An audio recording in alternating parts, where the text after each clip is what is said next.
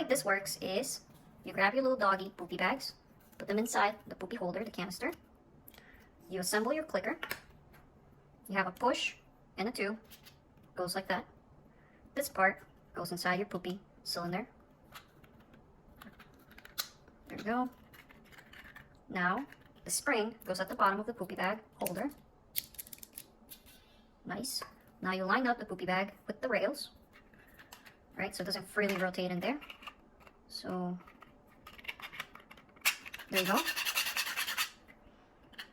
You bring in the top.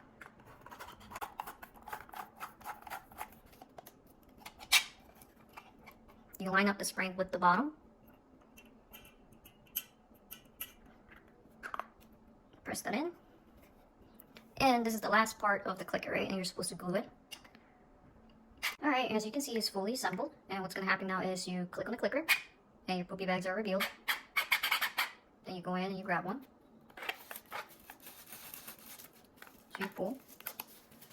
And now you let go of the clicker, and your poopy bags are concealed. In the case that you know they're protruding a little bit too much, so you can still see them with the clicker unpressed, what you do is you just rotate the clicker. Boom.